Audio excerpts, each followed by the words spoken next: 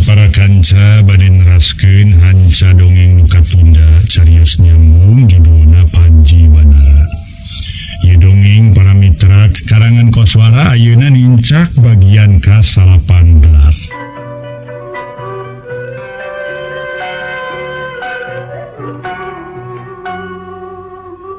Para wargi anu mulia mangga dongeng urang teraskeun deui carios nyambung judulna nyaeta Panji Wanara.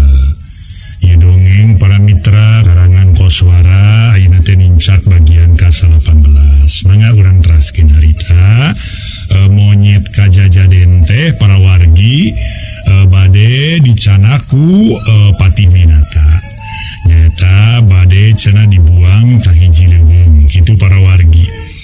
Kumaha terasna dongeng, kumaha tugas atanapi harewosna Ki Patih Kunjaya ka Patih Winata teu acan tiasa kagambar. Mangga urang teraskeun. Monyet kajajaden torolong lumpat celeng clek dina tak-tak katuhu Ki Winata. Ari kuya kajajaden nyampeurkeun terus ditangkep atuhku panangan kenca Ki Patih Winata. Ku ayana 21 sakitu iceusna sakitu bageurna dugi kanyerenge sagala Ki Patih Winata. Atuh baripokna anjeunna sasauran bangun anu sugemawana. Tesangka geuning ngarti andika teh sato. Syukur we atuh ari geus ngarti mah dah. Bari jeung henteu kudu susah mamawa da geuning ujung-ujung clek we kana tak-tak. Jeung ieu kuya pageuh dina tangkeupan kaula hayu turang irita. Den Santiaji nu wujudna monyet jeung kuya nu sanya nama Nyimas Larasati harita ungu. Bari teu lesot tina awakna Ki Patih Winata. Sabada pamitan ka Kangjeng Raja sareng ka Patih Kunjaya. Lajeng Ki Patih Winata kaluar tieta kaputren. Kebat kapengker nyana kuda celak ditumpakan. Belecet kuda ditegarkeun ngajugjug ka leuweung bungur. Anu pernahna aya di sakiduleun para mitra sadaya karaton nagri Mandalawangi. Harita para mitra sadaya lumampahna Ki Winata teu kacatur di jalanna. Gancangna ieu carita jauh teu burung cunuk anggang teu burung datang. Tos cunuk kanu dijugjug nyatana di sisi leuweung bungur. Regnereunkeun kuda atuh Ki Winata jeleng turun. Bari 21 teu leupas tina tangkeupanana. Paneuteut Ki Winata manco ka palebah batu lempar nu aya palebah dua walungan anu ngamuara. Bari kencaeunana ngadingding tatangkalan nyatana nu katelah leuweung bungur teh. Waduh. Ieu nu kasebut leuweung bungur teh. Waduh. Atuh monyet jeung kuya naringali ka Ki Winata. Didinya cenah bakal ditempatkeunana. Geus nepi kadinya Ki Winata ngagereneng di jero dadana. Waduh. Lamun aing ngalaksanakeun harewosna Kang Kunjaya Kang Patih, aing kudu nelasan ieu 21. Tetega aing ngalaksanakeunana. Carananya tapi aing kudu boya bukti ieu. Kapaksa aing hayang nyalametkeun ieu 21 bari sabada aing ngaleupaskeun 21 aing kudu neangan satu sejen di antarana monyet jeung kuya. Waing ek dibawa huluna eta monyet jeung kuya. Ek ditembongkeun ka Patih Kunjaya minangka bukti di mana aing geus ngalaksanakeun tugas ti Ki Patih Kunjaya. Sedeng aing ngalaksanakeun tugas ti Kangjeng Raja kalaksanakeun. Aing mending ngabohong ka Patih Kunjaya daripada aing ngabohong ka Kangjeng Raja. Da aing ngadurungan ti ka Kangjeng Raja lain ka Patih Kunjaya. Suaeng ke Kang Patih Kunjaya ngayak nuduhkeun reaksi ka aing. Wah, kari kumaha behna we. Kumaha keletuk batuna kecebur caina. Aing da teu tega ai kudu nelasan ieu 21 mah heueuh. Dan cek beja mah ieu 21 teh cenah masih kene anak Kangjeng Raja. Kanyeun ku aing disalametkeun. Harita sabada ngagerentes teh manehna bari ningali kaayaan walungan anu tepung ngamuara nu beulah dieu walungan Cisane, anu beulah dieu tu walungan Cilengkrang. Bari di tengah-tengahna apanan aya batu lempar. Atuh harita ge tuluy nerangkeun ka eta sakadang kuya jeung ka sakadang monyet. Tah eta tah di dieu di walungan Cisadane. Atuh itu walungan Cilengkrang. Di tengahna aya batu lempar meni gede. Kuaranyeun gunakeun eta batu keur cicing. Gunakeun atuh keur patepung. Bosen di dieu bisa asup ka leuweung. Keur maneh monyet. Atuh keur kuya apaan bisa asup ka walungan. Jadi tempat ieu teh kacida pisan mernahna ceuk kaula. Di dari ieu pek atuh kana tatangkalan deukeut tuh ka leuweung beulah dinya. Atuh ka cai deukeut pan di dieu. Antara cai jeung leuweung di dieu patepung. Jadi pasti moal pajauh. Kitu ceuk pamikir kaula kitu ge lamun kira-kirana bisa kaharti. Cing kumaha kira-kirana ieu? Satuju lamun dicicing di dieu. Tah lamun satuju ayeuna kula rek mulang. Cipati rek ngaleos nyamperkeun kudana nu keur nyatuan tapi atuh haritana teh sampeanana gancang di puntangan ku Den Aji Baripo Mamang Pati Winata. Sateucana papang pati muli abdi bade nganuhunkeun heula kana kasayan Mamang. Kere Mamang Pati Winata parantos kersa ngajajabkeun abdi sareng pun adi ka ieu tempat dina kayan salamet. Mamang Pati ge ku abdi didoakeun pisan muga-muga aya dina kasalametan. Mamang Pati nuhun Mamang Pati tos padehate ka abdi duaan anu mangrupa sato. Dakna nama abdi teh ditelasan kaoyongna. Atuh Mamang Pati Kunjaya mah abdi teh kedah ilang ti dunya kitu. Tapi Mamang Pati Winata mah hadehate nuhun nya Mamang Pati. Waduh. Jadi anak itu mah bener atuh meureun anika teh putra raja. Aduh ampun teh. Keke saha atuh anika teh sabenerna? Saha heran kaula teh bener putra raja? Samemeden Cantiaji nyarios harita Nyimas Larasati. Wujudna kuya nyamperkeun baripokna nyarita. Mamang Pati teu sidiknya abdi duaan Mamang. Waduh. Kipati Winata geus ngakebeg deui bae. Reuaseun taya papadana. Nu tadi sora lalaki budak nu ayeuna sora awewe budak. Siga sora atuh Larasati anu awewena. Siga sora Aji atuh anu lalakina. Atuh harita ge Kipati Winata geus heran.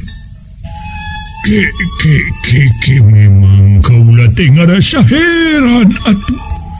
Geuning andika teh bisa ngomong kuya. Nyak dirasa tuh Mamang Pati. Na uing asal nama jelema. Manya Mamang Pati teu apa kana sora uing? Cek Nyimas Larasati hate nama keheul nu aya hayang seuri ge aya ku kekecapanana Patih Winata nu kageteun nilik kana kajadian harita. Ki Patih Winata salila-lila ngan olohok bengong ningali kana pamolahna monyet jeung kuya anu bisa ngomong bari kana eta sora anjeunna asa-asa apa. Tetela geuning sora budak monyet, sora budak lalaki, kuya sora budak awewe.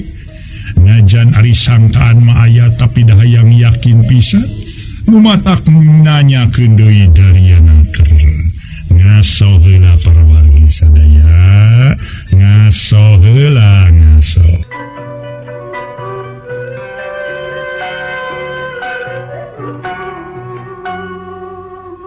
Para wargi anu mulia, harita Ki Patih Winata atutumanya. Ke. Nah saha anika teh nu sanyana? Saha ieu teh saha? Mamang teu apa kana sora abdi? Memang rada apa tapi muanya. Mustahil deui. Mata keheran. Ki mending anjeun we nerangkeun langsung kadinya. So kadinya geura nyarita. Ni kukur. Ki Winata ngarasa geus teu sabar hayang geura terang kana kaayaan nu sabenerna. Nya teu naon ayeuna diterangkeun ku abdinya Mamang. Ari abdi teh sanyana mah Santiaji putra Ama Prabu. Ari ieu nu jadi kuya pun adi nyatana Nyimas Larasati. Tah kitu Mamang. Den Santiaji nerangkeun. Nya Mamang, eta nu jadi monyet teh Kakang Aji. Abdi mah dicipta ku besi batul teh jadi kuya. Nalangsa abdi teh Mamang. Nyimas Larasati ngiring nyarios bari semu anu lumengis pikarunya. Kutan bu.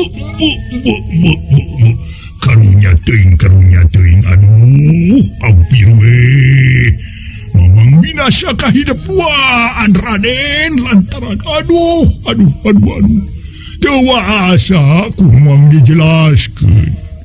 Nah kumaha sanyana lalakon Raden oge Nyimas. Pangna hidup dua adu kasalin wujud jantan satu. Cing Mamang hoyong terang Raden Nyimas.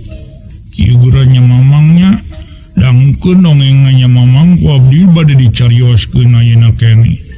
Sok kadinya Raden, Mamang bade ngupingkeun bari di dieu bari ngaso semesal sih. Nya kumaha Mamang we lah pokona mah.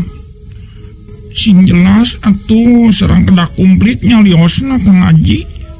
Mangga tuh rai. Sakedapan ngareret kanu janten adina. Bari manggut ret deui ka Mamang Patih Winata. Kalayan harita keneh drekdek didongengkeun sakur kajadian nu lumangsu ka anjeunna sareng kanu janten adina. Wireh kadatangan ku jin wangu nu saterusna nyipta ka Den Santiaji jadi monyet, nyipta ka Larasati dicipta jadi kuya ka Jajaden. Nya terus ibuna dilebetkeun ka panjara ku Patih Kunjaya. Sedeng anjeuna sareng nu janten adi ayeuna pandipikeun ka eta tempat anu katelah leuweung bungur. Bari katuhunana aya walungan anu ngamuara, walungan Cisande nu tepung jeung walungan Cilengkrang. Diterangkeun oge yen nu janten Rama teras-terasan dipangaruhan ku Patih Kunjaya. Yen atuh baris wiwirang di kolong catang, barisan mangirengirakeun ku balarea di uar-uar, ku sarerea di kekeak, atuh ku rahayat dicaritakeun, urang desa padang ngajangang wadongengkeun, jadi sabibir hiji yen boga anak sato mangrupa monyet jeung kuya, mata matak najan sakumaha nyahna ge sakumaha deudeuhna oge atuh teu burung we ngagugu kana usul pihak Kipatih Kunjaya nu saterusna sagala usulan dilaksanakeun. Ki Winata nepi ka kekerot nahan kakeuheun nu taya babandinganana. Sajroning ngabandungan caritaan Den Santiaji malah basa Den Aji reng sejodongeng atuh Kipatih Winata kedal carita. Kurang ajar biadab anak itu mabuk sika sebelana tiada pisan kurang ajar muasalah pagawean cin wangu tidu teh babarengan jeung si Kunjaya teh Papatih tukang cair dengki sirik kasasaha malah hal eta nu boga pokana tangtu eta teh Nyimas Nawang Asih pedah manehna teu boga turunan ti Kangjeng Raja moal nimitah nunung Raden sareng Nyimas malah dititahna ge sanes dititah nunung deui Patih Kunjaya teh hidup teh kedah ditelasan tah moal aya tujuan kitu lamun aya cita-cita kitu lamun eueuh cita-cita sejen mata ayeuna mah taya kahayang niat cai deui kaniaya jeung hasud ka Raden kalih ka Nyimas maksudna mah bade nyingkahkeun Raden sareng Nyimas lantaran aya patula patalina sareng tahta mahkota kerajaan ieu teh kahartos ku mamang upami kitu mah kahartos ku mamang Patih Raden. Ngaso heula para mitra, ngaso heula ngaso.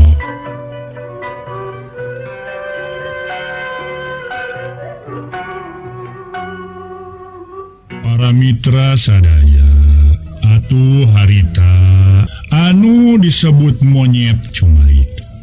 Memang tiasa baik itu kajantenan usahanya nama Mamang Patih. Margi sabada abdi duaan salin jenis dina kayan ibu nangis teh jebul we Kipatih Kunjaya sumping. Kawas parantos ngintip-ngintip kana naon rupi nu baris tumiba ka abdi sareng kapun adi Mamang. Tos kitu jebul Nyimas Nawang Asih. Dan ajan Nyimas Nawang Asih oge siga anu nyaah jeung karunya ge abdi mah boga sangkan sejen. Yang sakadar api-api wungkul nyamung saukur dina biwir dina hatena mah jiga nu ngewa jiga nu puas abdi duaan jadi sato teh Mamang. Kurang ajar geus moal boa si Kunjaya jeung si Nawang Asih nu boga gawe hayang nyilakakeun kahidep duaan Raden oge Nyimas. Aduh kurang ajar ini teteh nyerag sampean Kipatih Winata bakat tingku keheul-keheulna ku ayana musibah nu tumiba ka Raden Santiaji kan sareng ka Nyimas Larasati bari joal atuh harita teh boga kacurigaan ka pihak Patih Kunjaya kalih ka Nyimas Nawang Asih. Untungna brak deku terus nanangkep ka monyet kajajaden sareng kakuyak kajajaden waripokna dumaruda. Aduh hapunten Mamang Raden Nyimas hapunten Mamang mere pamang parantos kumawantun kahidap duaan hapunten Mamang hapunten. Mamang Patih ya Mamang Patih Winata Mamang telepat naon-naon sakadar ngalaksanakeun tugas di Amaratu Mamang mah pokona mah aku ayana Mamang teu kantos nanasa oge ka abdi sareng kapun adi pohara bingahna kang abdi mah Mamang pami Mamang galak mah pengten meureun tadi ge mencit ka lalas lang Kakang Aji adena Mamang bagel lalas masih salamet Kang Aji ge salamet. Aduh tersangka kieu kajadianan Raden. Tungtungna teh mamang ngarasa reuas kareureunnakeun ku aya musibah kieu. Bari jeung mamang ampir-ampiran nganiaya binasa ka hidup duaan. Doh.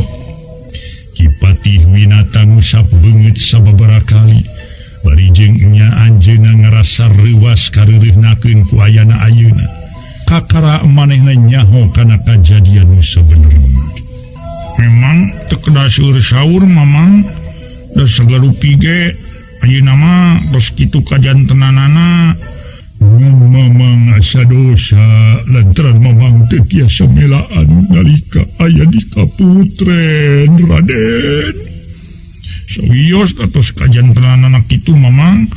Ayeuna mah mamang geura mulih we wios tinggalkeun abdi duaan mamang. Urang silih doakeun we sangkan urang salamina aya dina kasalametannya mamang. Tapi mamang teu tega ngantep ka hidup duaan di leuweung kieu Raden. Sawios mamang tos nasib abdi duaan kedah kieu mamang ulah janten teuing emutan lah.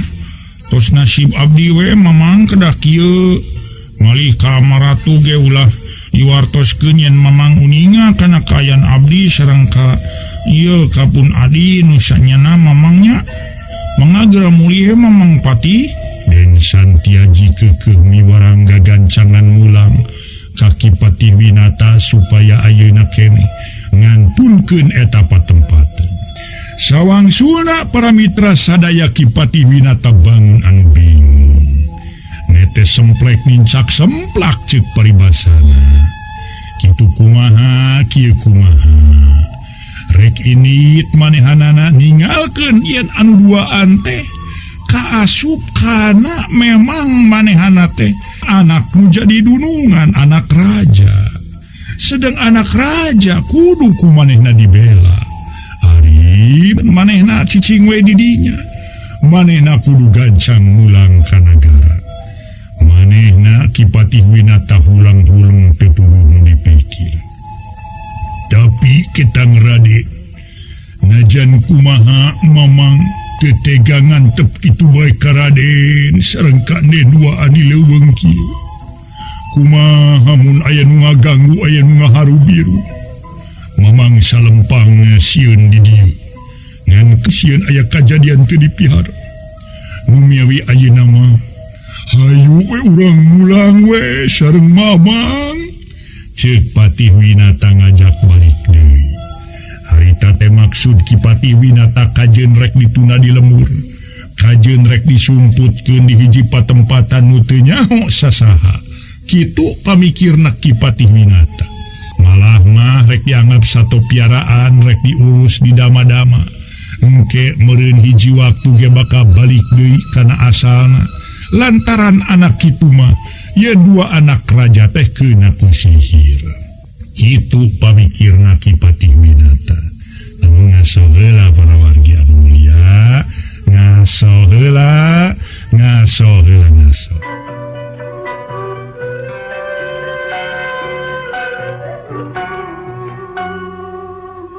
Harita para mitra sadaya ngabandungan kecap-kecapna Patih Winata den Aji Cumarita. Kumaha ari mamang? Meureun mamang teh dibanuan ku Amaraja. Nya kitu deui baris ditelasan engke meureun abdi di ditu mamang. Lalas mah sieun oleh mah ka kalaton mah mamang mending di dieu we mamang. Ulah diajak deui ka kalaton.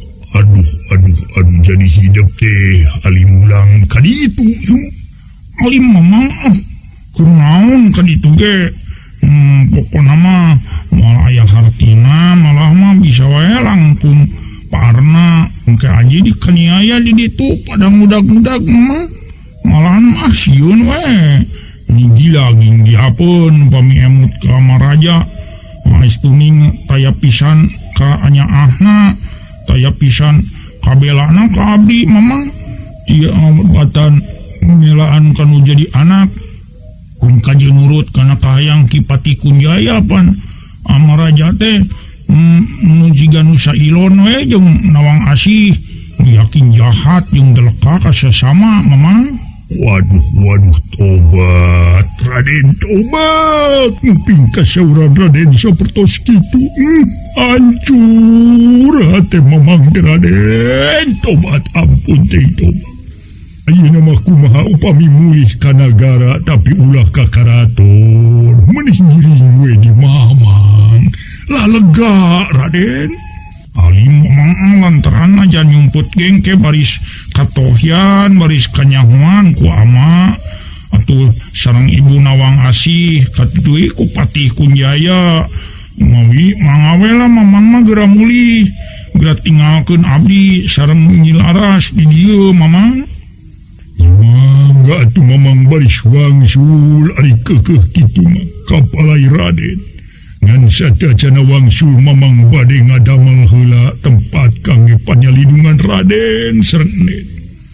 Ieu batu gede nu lempar urang ngaalihkeun ka palidinya. Ulah luhur keur hateupna atuh sina menarangong handapna wabade ngadibenteng ngarangkeuna katingali siga guha. Ngarah hidup duaan teu kahujanan teuing teu kapanasan teuing. Jadi bisa dianggogeuskeun pangrerbannya Raden. Main kumanglikeun batuna mamang. Pan mani sakitu badagna mamang. Nya. Pantuan atunya ku aji atunya mamangnya. Teu kedahkeun ku mamang nyalira Raden. Pokona mah Raden mah tingalikeun we. Ki Patih Winata harita kene niup kana palebah batu anu lempar teh. Waktosna see